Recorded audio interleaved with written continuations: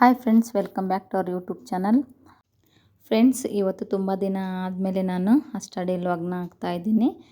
ತುಂಬ ಜನ ಕೇಳ್ತಾ ಇದ್ರ ಸ್ಟಡಿ ವ್ಲಾಗ್ ಹಾಕ್ರಿ ಸಿಸ್ಟರ್, ನಮಗೂ ಕೂಡ ತುಂಬ ಹೆಲ್ಪ್ ಆಗುತ್ತೆ ಅಂತ. ಸೊ ನಾನು ಕೂಡ ಮಾರ್ನಿಂಗ್ ನನ್ನ ಮಗಳನ್ನ ಸ್ಕೂಲಿಗೆ ಬಿಟ್ಟು ಬಂದಾದಮೇಲೆ ಸ್ವಲ್ಪ ಮನೆ ಕೆಲಸನೆಲ್ಲ ಮುಗಿಸ್ಕೊಂಡು ಸ್ವಲ್ಪ ಸ್ಟಡಿ ಮಾಡೋಣ ಅಂತ ಕೂತ್ಕೊಂಡೆ.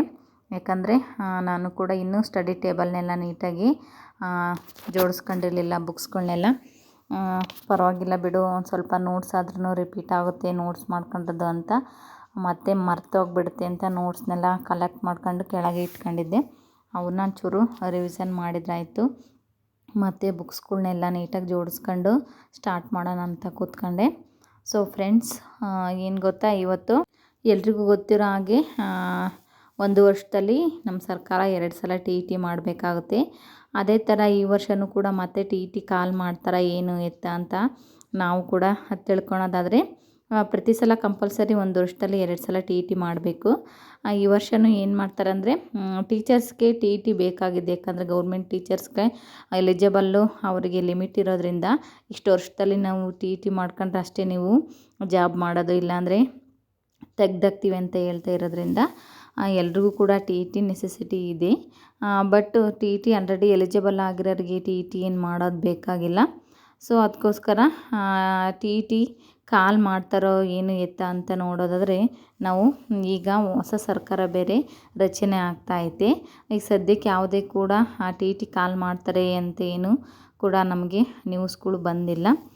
CET ಕಾಲ್ ಮಾಡಿದ್ರೆ ಇನ್ನೂ ಬೆಟರ್ ಅನಿಸುತ್ತೆ ನನ್ನ ಪ್ರಕಾರ.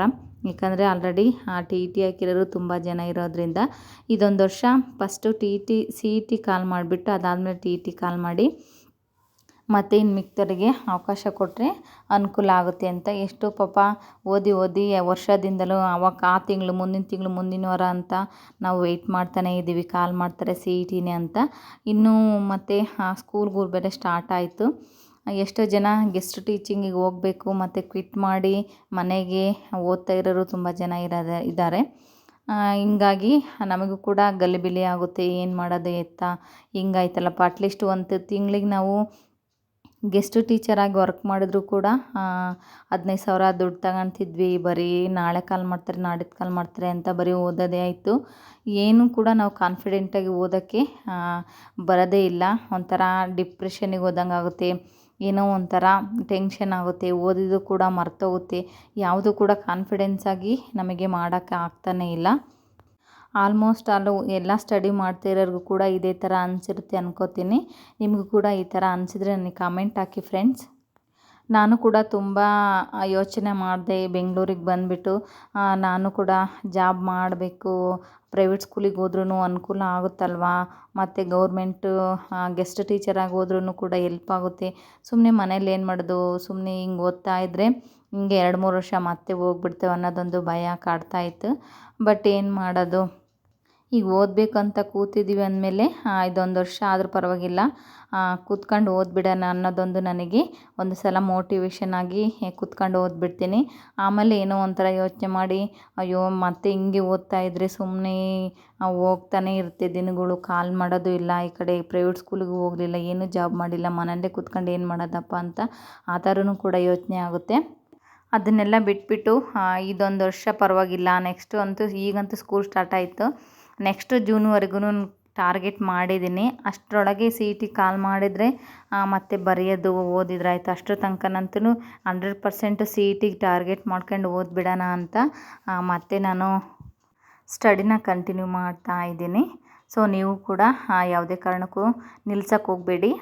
ಅಕಸ್ಮಾತ್ ನಿಮಗೆ ಅಂಥ ಅವಶ್ಯಕತೆ ಇದೆ ಸ್ಕೂಲಿಗೆ ಹೋಗಬೇಕು ಅಂದರೆ ಗೌರ್ಮೆಂಟು ಸ್ಕೂಲಲ್ಲೇ ಗೆಸ್ಟ್ ಟೀಚರಾಗಿ ಹೋದರೆ ಅನುಕೂಲ ಅನ್ಕೋತೀನಿ. ಯಾಕಂದರೆ ನಮಗೆ ಗೌರ್ಮೆಂಟ್ ಸ್ಕೂಲಲ್ಲಿ ಟೈಮ್ ಕೂಡ ಸಿಗುತ್ತೆ. ಇನ್ನೊಂದೇನು ಅಂದರೆ ತುಂಬ ದೂರ ಸ್ಕೂಲು ಹೋಗಬೇಕು, ಮತ್ತು ಹೋಗೋದು ಬರೋದು ಸಮಸ್ಯೆ, ಅಲ್ಲೇ ಟೈಮ್ ಜಾಸ್ತಿ ಹೋಗುತ್ತೆ ಅನ್ನೋದಾದರೆ ಹೋಗಬೇಡಿ. ಅಲ್ಲೇ ಲೋಕಲಲ್ಲೇ ವಾಕಬಲ್ ಡಿಸ್ಟೆನ್ಸಲ್ಲಿ ಏನಾದರೂ ಸ್ಕೂಲ್ ಸಿಕ್ತು ಅಂದರೆ ಗೆಸ್ಟ್ ಟೀಚರಾಗಿ ಹೋಗ್ಬೋದು, ಏನು ತೊಂದರೆ ಇಲ್ಲ. ಯಾಕಂದರೆ ನಮಗೆ ಸಿಲೆಬಸ್ಸು ಕೂಡ ಅದೇ ಇರೋದ್ರಿಂದ ಲಿಂಕಲ್ಲಿ ಇರ್ತೀವಿ ನಾವು.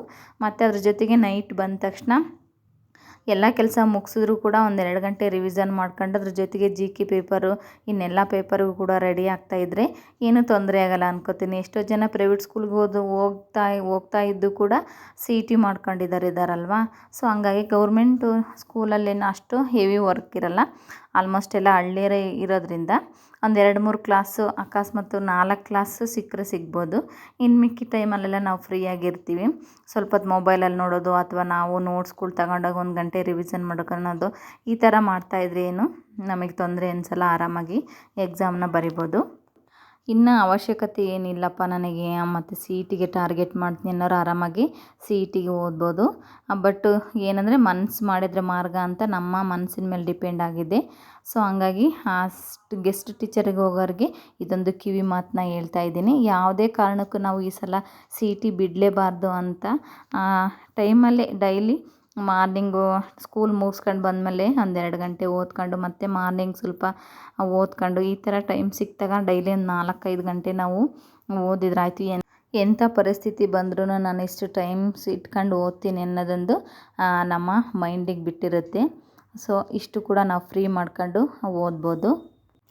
ಇನ್ನು ಟಿ ಇ ಟಿ ಆಗದೆ ಇರೋರಂತೂ ಇವಾಗ ಮತ್ತೆ ಟಿ ಇ ಟಿ ಕಾಲ್ ಮಾಡಿದರೆ ನೀಟಾಗಿ ಓದ್ಕೊಂಡು ಆರಾಮಾಗಿ ಸ್ಕೋರ್ ಮಾಡ್ಕೊಳಕ್ಕೂ ಕೂಡ ತುಂಬ ಅವಕಾಶ ಸಿಗುತ್ತೆ.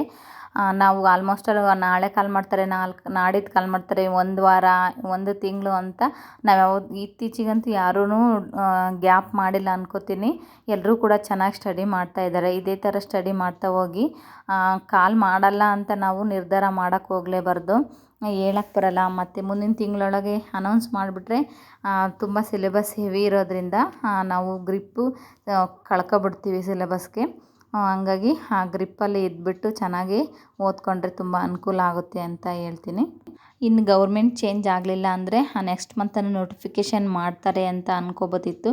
ಬಟ್ ಮತ್ತೆ ಇವೆಲ್ಲ ಸರ್ಕಾರ ಚೇಂಜ್ ಆಗಿ ಮತ್ತೆ ಸಚಿವ ಸಂಪುಟ ಎಲ್ಲ ಹಂಚಿಕೆ ಆಗೋದ್ರಿಂದ ಸ್ವಲ್ಪ ಡಿಲೇ ಆಗುತ್ತೆ ಅಂತ ಅನ್ಕೋತೀನಿ. ಮತ್ತು ಪಿ ಎಸ್ ಟಿ ಆರು ಕೂಡ ಕಾಲ್ ಮಾಡ್ತಾರೆ. ಎಲ್ಲ ಸೋಷಿಯಲ್ ಸೈನ್ಸು ಕೂಡ ಜಿ ಪಿ ಎಸ್ ಟಿ ಆರು ಕಾಲ್ ಮಾಡ್ತಾ ಇರೋದ್ರಿಂದ ನಾವು ಯಾವತ್ತೂ ಕೂಡ ನೆಗ್ಲೆಕ್ಟ್ ಮಾಡ್ದಂಗೆ ಸ್ಟಡಿನ ಮಾಡ್ತಾ ಇರಬೇಕಾಗುತ್ತೆ. ಇದ್ರ ಜೊತೆಗೆ ಆಲ್ರೆಡಿ ನೀವು ಕಂಪ್ಲೀಟ್ ಮಾಡಿರೋ ಸಿಲೆಬಸ್ನೆಲ್ಲ ಈಗ ಹೈಸ್ಕೂಲ್ ಸಿಲೆಬಸ್ನ ಇಟ್ಕೊಂಡು ಓದಿ ಯೂಸ್ ಆಗುತ್ತೆ. ಯಾಕಂದರೆ ನಾವು ಹೈ ಲೆವೆಲಲ್ಲಿ ಥಿಂಕಿಂಗ್ ಕೆಪಾಸಿಟಿ ಇದ್ದಾಗ ನಾವು ಯಾವುದೇ ಕೂಡ ಸಣ್ಣ ಎಕ್ಸಾಮ್ ಆದ್ರೂ ಕೂಡ ಬರೆದು ಪಾಸ್ ಮಾಡ್ಬೋದು. ಹಂಗಾಗಿ ಆಲ್ರೆಡಿ ಜಿ ಪಿ ಎಸ್ ಟಿಗೆ ನೀವು ಸಿಲೆಬಸ್ ಮುಗಿಸಿದ್ದೀರಾ ಅಂತ ಅಂದ್ಕೊಂಡ್ರೆ ನೆಕ್ಸ್ಟು ಹೈಯರ್ ಎಜುಕೇಷನ್ ಬುಕ್ಸ್ಗಳು ತಗೊಂಡು ಓದ್ತಾ ಇದ್ದಾಗ ಮತ್ತು ಹೈಸ್ಕೂಲ್ ಪೋಸ್ಟು ಕೂಡ ನಾವು ಎಕ್ಸಾಮ್ನ ಬರೀಬೋದು. ಅದಕ್ಕೂ ಕೂಡ ಟಿ ಇ ಟಿ ಕಾಲ್ ಮಾಡಿದ್ರಂತೂ ತುಂಬ ಯೂಸ್ ಆಗುತ್ತೆ. ಯಾಕಂದರೆ ಯಾರು ಚೆನ್ನಾಗಿ ಓದಿರ್ತಾರೆ ಟಿ ಇ ಟಿಗೆ ಅವ್ರು ಮಾತ್ರ ಎಲಿಜಿಬಲ್ ಆಗೋದ್ರಿಂದ ಹೈಸ್ಕೂಲ್ಗೂ ಕೂಡ ಟಿ ಇ ಟಿ ಇಡಬೇಕು ಅನ್ನೋದು ನನ್ನ ಅಭಿಪ್ರಾಯ. ಸೊ ಈ ವಿಷಯದಲ್ಲಿ ನೀವೇನಂತೀರಾ ಅಂತ ನನಗೆ ಕಮೆಂಟ್ ಮಾಡಿ ಹೇಳಿ ಫ್ರೆಂಡ್ಸ್. ಸೊ ಇಷ್ಟು ಸ್ಟಡಿ ಬಗ್ಗೆ ಆಯಿತು. ಏನು ಮೋಟಿವೇಶನ್ ಅಪ್ಪ ಅಂದರೆ ನಿಜವಾಗ್ಲೂ ಕಾಲ್ ಮಾಡ್ತಾರೆ. ಇಷ್ಟು ದಿನವೇ ಕಾದೀವಿ, ಇನ್ನೊಂದು 4 ತಿಂಗಳು ಅಷ್ಟರಲ್ಲಿ ನಮಗೆ ಆರ್ಡ್ರ್ ಕಾಪಿ ಬರುತ್ತೆ ಅನ್ನೋವಷ್ಟು ನಾವು ಕನಸನ್ನು ಇಟ್ಕೊಂಡು ಓದೋಣ. ಆವಾಗಲೇ ನಾವು ಸಕ್ಸಸ್ ಆಗೋಕ್ಕೆ ಸಾಧ್ಯ ಆಗುತ್ತೆ. ಯಾಕಂದರೆ ಇವತ್ತಿನ ಕಾಲದಲ್ಲಿ ಯಾರು ಸತತ ಪರಿಶ್ರಮವನ್ನು ಪಡ್ತಾರೋ ಅವ್ರು ಮಾತ್ರ ಯಶಸ್ಸು ಸಾಧ್ಯ. ನಮ್ಮಂಥ ಸಾವಿರಾರು ವಿದ್ಯಾರ್ಥಿಗಳು ಹಗಲು ರಾತ್ರಿನೂ ಓದ್ತಾನೆ ಇರ್ತಾರೆ.